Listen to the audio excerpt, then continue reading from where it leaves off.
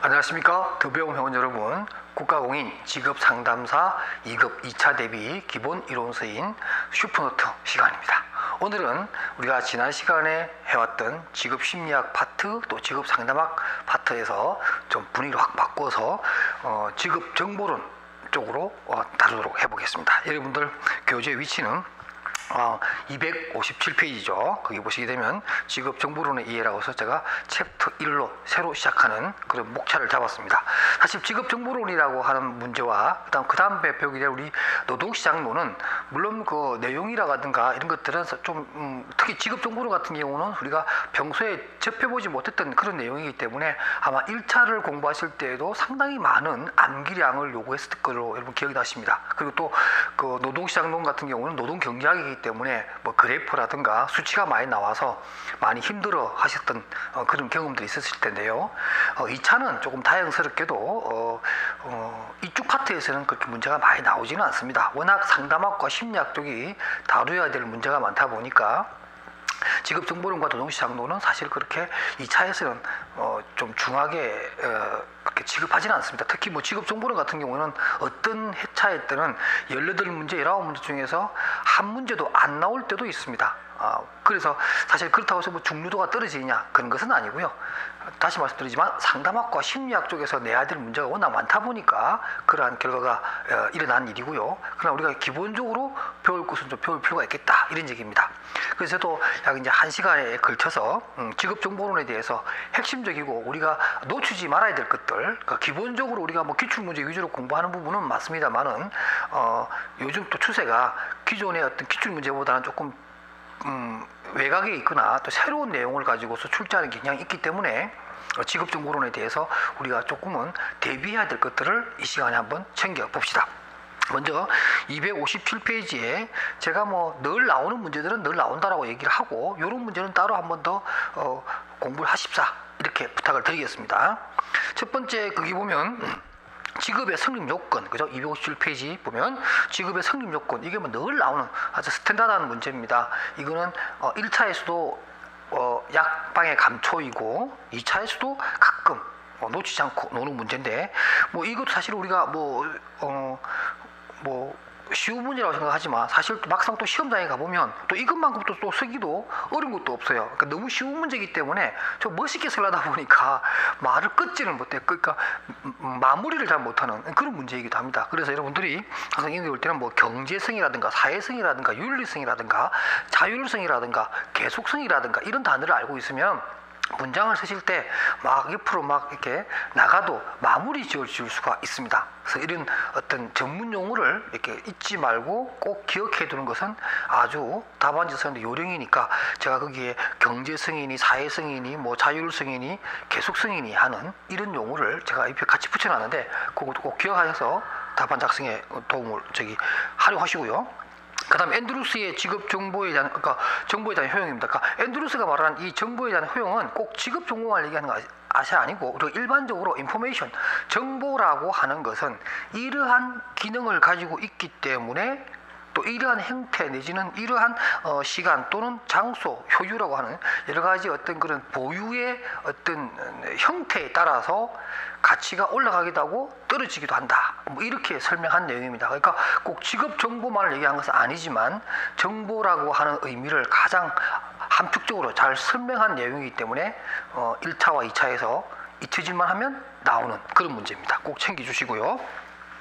그 다음에 여러분들 258페이지입니다. 258페이지에 저 같은 경우는 이런 문제를 낼 것 같아요. 그 아랫단에 나온 6번 직업정보의 목적. 이것도 사실은 굉장히 좋은 문제라고 할 수 있습니다. 이게 쉬운 문제지만 사실 쉽지 않거든요. 직업정보의 목적이라고 하는 것은 이거 일반적으로 우리가 이렇게도 설명할 수 있습니다. 직업 상담이 왜 필요하냐? 이런 문제도 들을 수 있어요. 여러분 한번 보십시오. 직업정보의 필요성, 직업정보의 필요성. 결국은 우리가 정보라고 하는 것은 우리가 일반적으로 의사결정입니다.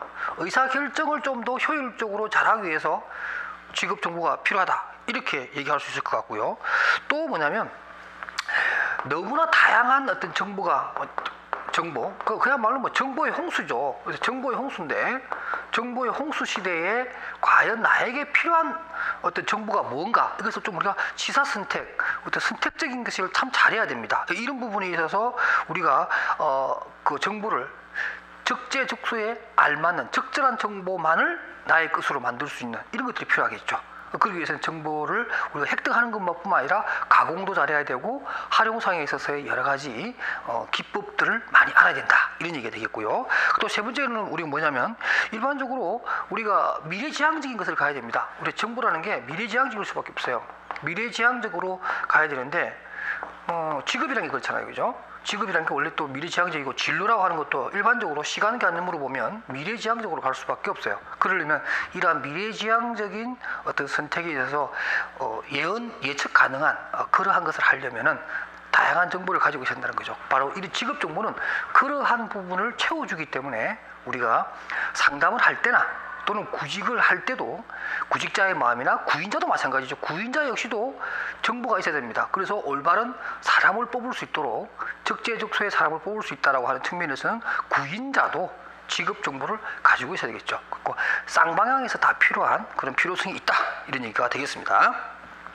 그 다음에 258페이지 아랫단에 보면 미시적, 거시적이라는 말이 있습니다. 이것도 이제 기출문제에서 여러 번 나왔던 문제인데, 사실 여러분들 크게 어렵게 생각하지 마시고요. 이게 우리가 미시적이다, 거시적이다 이렇게 나왔을 때, 와, 이게 도대체 뭐냐, 처음 들어보는 용어다, 이렇게 말씀하셨는데, 학자들마다 우리가 말하는 무슨 민간 부분의 정보냐, 공공 부분의 정보냐, 이렇게 얘기할 수도 있겠고요. 또 어떤 면에서는 미시적인 정보냐, 거시적인 정보냐, 이렇게 얘기할 수 있는데, 우리가 뭐 그렇게 생각하시면 돼요. 우리가 노동시장론에서도 보면 뭐 1차 노동시장이냐 2차 노동시장이냐, 그것을 정규직 시장이냐 비정규직 시장이냐 이렇게 구분하는 것처럼 미시 정보는 민간 정보요, 거시 정보는 크니까 국가 차원에서 다루는, 국가 고용 정책 차원에 다루는 그러한 직업 정보다, 이렇게 구분하시게 되면 금방 투명하게 이 내용을 구분할 수 있을 겁니다. 이 문제도 다시 나올 수 있는 거기 때문에 제가 한 번 더 강조를 드리는 거고요. 그 다음에 259페이지에 가운데 나오는 차원별, 주체별, 우리가 노동시장에 주체가 있습니다. 기업이 있을 수도 있고요, 국가가 있을 수도 있고, 개인이 될 수도 있을 겁니다. 이러한 어떤 대상자의 주체별 입장에서 보는 직업정보의 기능, 또는 직업정보의 가치가 뭐냐, 이런 문제 아주 좋습니다. 그래서 노동시장 자체에서는 왜 직업정보가 어떤 기능을 하기 때문에 중요한 것이고, 또 기업 입장에서는 왜 직업정보가 중요하며 어떠한 기능을 기업이 원하는가, 또는 국가는 이러한 직업정보를 가지고 어떻게 활용하느냐 하는 부분의 문제입니다. 그러니까 내용은 어렵지 않으나 이렇게 주체별로 구분해서 직업정보의 의미를 쓸 수 있는 이런 문제 아주 저는 좋다고 생각을 합니다. 그 다음 이제 그 259페이지 아랫단에 있는 9번 민간 직업 정보와 다음 장에 나오는 공공 직업 정보의 특성, 이건 뭐 제가 뭐 강조하지 않아도 여러분 반드시 공부하실 거고, 그래서 하나의 표로 만들었습니다. 261페이지 보시게 되면 민간 직업 정보와 공공 직업 정보를 구분해 놨는데, 이 표 반드시 알아두시기 바랍니다. 비교적 쉬운 문제이나 출제 가능성은 굉장히 높다, 이렇게 볼 수가 있겠습니다. 그 다음 챕터 2는 이제 우리가 직업 정보의 출처를 다루는 문제입니다. 우리가 직업이라고 하는 것에 대한 정보를 주로 어디로 얻을 것이냐, 예를 들면 공공 부분에 있어서는 뭐 직업 전망서라든가 직업 사전, 이런 것들이 이제 대표적인 것들인데요. 우리가 직업 정보론을 공부하면서 양이 방대하고 또 새롭게 우리가 경험해보는 그 내용이 바로 직업 사전 같은 것들인데요. 역시나 2차 시험에도 많이 나오는 것 중에 하나가 직업 사전이죠. 자, 직업 사전에 뭐 제작 목적이라든가 이런 것들은 기본적으로 여러분들 그냥 읽어봐 보시고요. 제일 중요한 것은 뭐냐면 바로 263페이지 제일 상단에 있는 한국고용정보원에서 발간하는 직업 사전의 구성 체계입니다. 또 구성 요소들입니다. 이 부분은 여러분들 뭐 철저하게 좀 암기를 할 수밖에 없는 이런 부분입니다. 제가 설명한다기보다는 암기해 주시고, 특히 그 263페이지 가운데 나오는 부가직업 정보 있죠. 총 13가지가 나오는데, 이것은 뭐 1차를 공부하셨다면 충분히 여러분들 이게 왜 중요하고 왜 잘 나오는지를 충분히 아실 겁니다. 그러니까 이것은 2차 대비라고 한다 그러면 여러분들 좀 암기를 해야 되는 그런 부분입니다. 좀 챙겨 주시고요. 조금 제가 진행을 좀 빨리 나가 보겠습니다. 예를 들면 뭐 267페이지에 나오는 뭐 자급 환경 같은 것들은 아직까지 나온 적은 없습니다. 근데 우리가 직업정보론이 이제 뭐 하도 이제 출제가 많이 되고 하다 보니까 사실은 이제 뭐 낼 만한 곳이 그렇게 마땅치는 않아요. 그런 면에서 자급 환경 같은 것도 지금까지 한 번도 잘 안 나왔기 때문에 좀 나오지 않겠는가, 이렇게 저는 또 한 번씩 생각해 보고요. 그 다음에 조금 더 넘어가겠습니다. 조금 넘어가서 예를 들면 여러분들 있죠, 270페이지 있습니다. 270페이지가 팁에다가 뭘 넣어놨어요. 이거 한번 챙겨보시기 바랍니다. 팁에 보면 직업 정보는 부분에서 2차 시험에서 느닷없이 기존 교재에서 다루지 않는 공공직업 정보들이 출제되곤 합니다. 그러니까 우리가 늘 그 수험소에서 일반적인 시중에서 파는 수험소에서 그 정도 한계가 있는 그런 범위에서 출제가 되다가 느닷없이 한국고용정보원이나 무슨 노동연구원 이런 데서 다루는 정기 간행물이라든가 여러 가지 통계치에 대한 부분을 물어보는 문제가 바로 나옵니다. 그래서 제가 그런 높아심에서 한국원이라든가 노동연구원 또는 한국직업능력개발원 등에서 다루는 정보를 제가 거기다 넣어놨습니다. 여기 보면은 여러분들 그 OES라고 해서 산업별 직업별 고용구조조사라고 하는 것이 있고요. 그 다음에 또 한국고용정보원에서 하는 고용조사, 그 다음에 또 YP라고 해서 청년 유스 패널이라고 해서 청년 패널 조사라고 하는 항목도 있고요. 또 마지막에 보면 고령화 연구 패널 조사라고 해서 KLOSA라고 하는 것도 있습니다. 그래서 이런 것들이 일반적으로 우리나라에서 다루는 공공직업 정보의 어떤 소스가 되는 것들인데, 여기서 여러분들 몇 가지 좀 알아두시는 게 참 좋겠습니다. 우리가 가장 많이 쓰는 것 중에 하나가 바로 4번에 나오는 대졸자 직업이동 경로조사라고 해서 곰스라고 해서 뭐 많은 학자들이나 또 대학원생들이 이 곰스 자료를 가지고서 자기 학위 논문으로 많이 쓰기도 합니다. 굉장히 방대한 양이고요. 아마 우리나라에서 다루는 고용에 관한 가장 방대하고 범국가적으로 실시하는 그런 겁니다. 이게 종단 연구입니다. 그래서 굉장히 많이 쓰이는데, 이런 곰스라든가 그다음 YP라든가 그 다음에 고령화 연구 패널 조사라든가 제일 처음에 말했던 산업별 직업별 고용구조조사, 이런 것들은 직업 사전 못지 않게 우리가 실무에서 많이 쓰이기도 한다. 이 정도 여러분들이 좀 알아두셨으면 좋겠습니다. 제가 그 말씀드린 건데 271페이지에 있는 내용들을 그대로 다 제가 언급했으니까 좀 한번 보시고요. 그 다음에 한국 표준 직업 분류 제 6차 개정입니다. 지금 현재 우리나라 6차 개정인데요. 여러분들 시험 칠 때는 6차 개정의 내용이 들어갈 겁니다. 6차 개정과 관련된 내용 중에서 특히 직업의 개념, 무엇이 직업이냐, 제가 요 시간 앞부분에서 말씀드렸던 그 내용 한 번 더 좀 챙겨주시고, 특히 213페이지 아랫단에 나오는 직업으로 보지 않는 활동 사례, 얼핏 직업인 것 같지만 뭐 계속성도 있고 수입성도 있지만, 그러나 우리가 말하는 직업의 조건에 한두 가지가 빠짐으로 해서 결코 직업으로 볼 수 없는 사례들 여러분들 반드시 알아두시기 바랍니다. 뭐 여러분 1차 때 많이 공부했던 내용들이니까 제가 그냥 강조하는 의미로 한 번 더 말씀드리는 겁니다. 그 다음에 214페이지의 내용 한번 읽어봐 주시고요. 그 다음에 여러분 275페이지 가운데 있는 겁니다. 지금 저희 우리나라가 지금 이제 뭐 NCS라고 해서 직무 표준에 관한 부분을 많이 언급을 하고, 또 NCS에서 맞춰서 새로운 자격증도 만들고 뭐 이런 작업을 하고 있습니다. 그 중에서 이제 가장 중요한 것이 직능 수준이 어떻게 되며, 또 그러한 또 직능 수준에 따르는 여러 가지 뭐 능력 단위라든가 수행 중거 뭐 이런 것들을 따질 때에 가장 핵심적인 내용이 바로 스킬이라고 하는 것, 또 스킬 레벨이라고 하는 것, 그 다음에 우리가 직능 유형이라고 해서 우리가 또 스펙이라고 하는 말 있죠, 그죠? 그 스펙이라는 단어의 원 단어인 직능 유형에 관한 이 세 가지 개념을 여러분들이 한 번 더 좀 정리해 주시기 바랍니다. 자, 예를 들면 스킬입니다. 직능이라고 하는 것은 주어진 직무의 업무와 과업을 수행하는 능력이라고 해서 직무 수행 능력이라고 얘기할 수가 있습니다.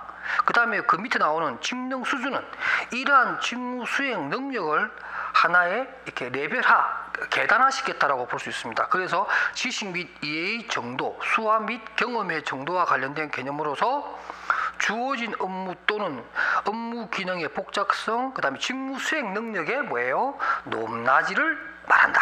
이렇게 해서 레벨에 대한 개념을 집어넣어야 이 직능 수준이라는 말이 들어가는 거고요. 마지막으로 직능 유형입니다. 이것은 직무 수행에 요구되는 지식의 분야, 사용하는 도구 및 장비, 그 다음 투입되는 원재료, 생산된 재화나 서비스의 종류와 관련된 것으로서 그야말로 어떤 어떤 개인적인 능력보다는 어떤 작업의 공정 과정이라든가 투입되는 재료라든가 산출되는 최종 생산물에 대한 내용들을 집약해 놓은 것을 직능 유형이라고 합니다. 그러니까 이 세 가지를 구분해서 써라 이렇게 나올 수가 있으니까 충분히 여러분들 이 부분에 대해서 알아두시고요.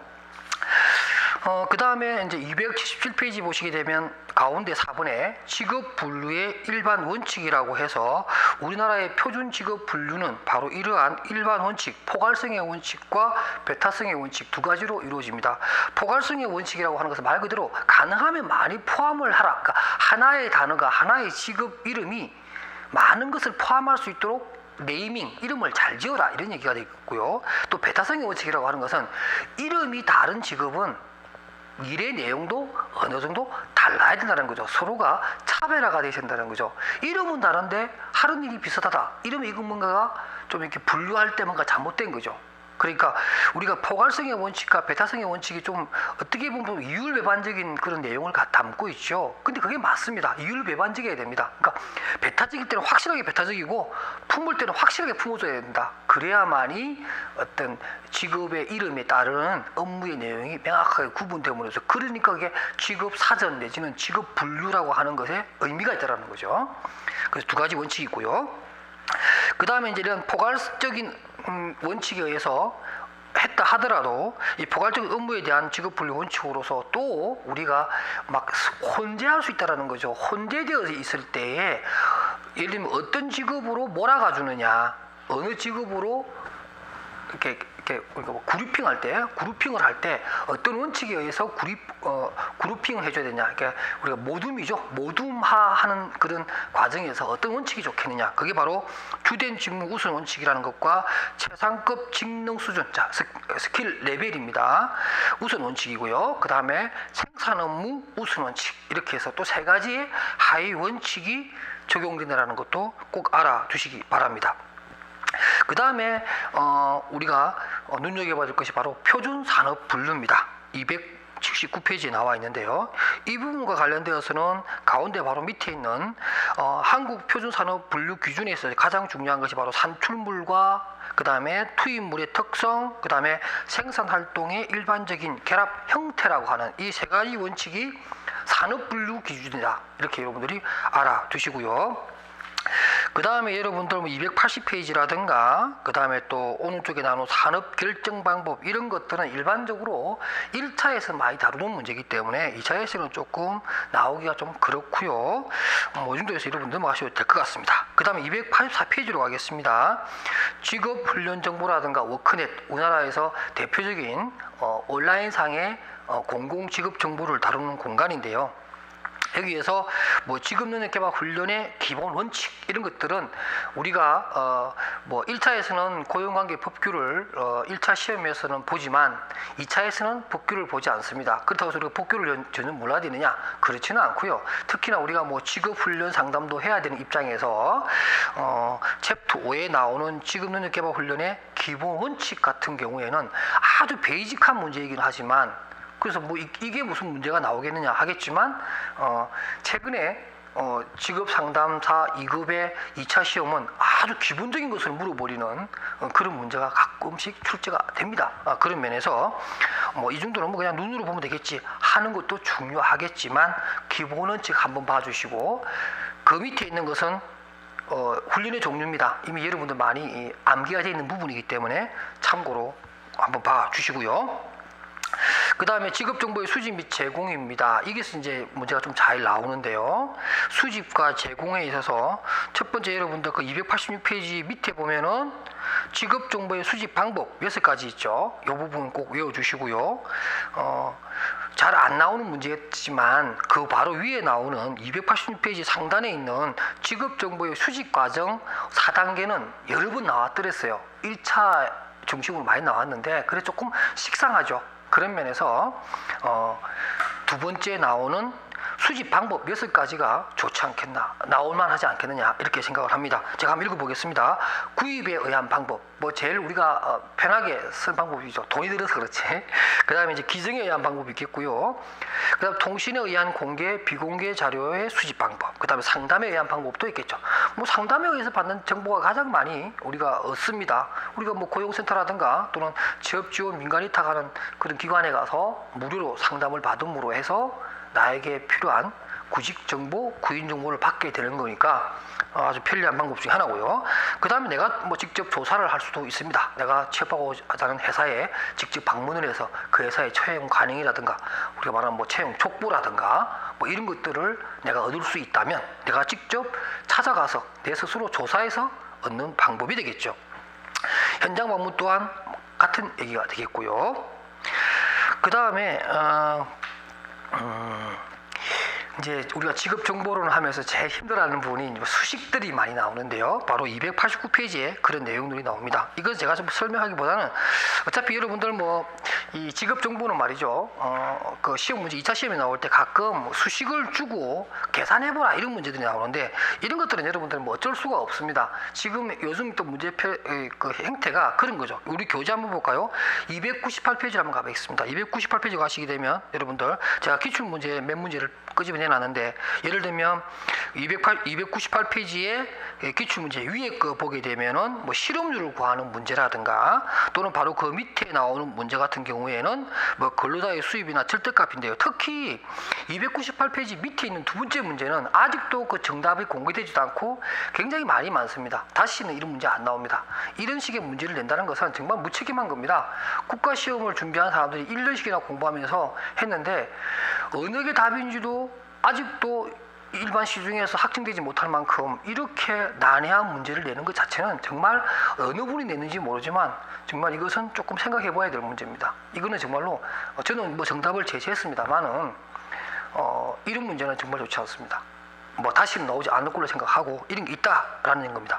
뭐 계산 문제가 나온다 그러면은 어느 정도 수준이냐면 예를 들면 뭐 299페이지의 기출 문제 그 두 가지 있잖아요. 특히 위에 거 요 정도만 나와줘도 충분히 노동시장론에서의 그 사람의 어떤 능력을 점검하는 충분한 난이도가 있어서 충분한 그러한 문제라고 봅니다. 요 정도 여러분들이 계산 문제를 좀 다루시면 될 것 같고 특히 이 시간에 제가 말씀드리고 싶은 것은 바로 301페이지입니다. 301페이지에 보면 우리가 직업알선의 일반적인 원칙 7가지가 있습니다. 이것은 얘가 왜 넣어놨냐면 우리가 뭐 직업 정보를 수집하는 절차라든가 뭐 이런 것들도 있겠지만 특히 우리가 이러한 직업 정보를 활용하는 것은 결국에 뭐냐면은 알선을 하기 위해서 하는 거잖아요, 그죠? 이 직업 정보라고 하는 것을 우리가 다양한 정보를 가지고서 의사결정, 다시 말해서 내가 구직이나 구인을 하기 위해서 내가 이 직업 정보를 활용한다 이런 얘기죠. 그런 면에서 우리가 직업을 알선하기 위한 적합 알선의 원칙 7가지는 알고 가자 이런 얘기예요. 이것은 법규의 문제이기도 하고 직업 정보론의 문제이기도 합니다. 그러니까 직업 정보에 대한 지식도 묻는 거고 법규와 관련된 우리 고용보험법이라든가 직업안정법의 내용도 묻는 아주 괜찮은 문제 중에 하나입니다. 이런 것도 지금 숨어있는 문제들인데 나오게 된다면 이런 문제가 나오지 않을까 이렇게 생각합니다. 그래서 이 시간에는 제가 여러분에게 직업정보로는 뭐 문제수도 많지 않고 나올 만한 문제가 뻔하기 때문에 제가 딱 1시간의 시간을 빌어서 여러분에게 직업정보론에 대한 얘기를 했습니다.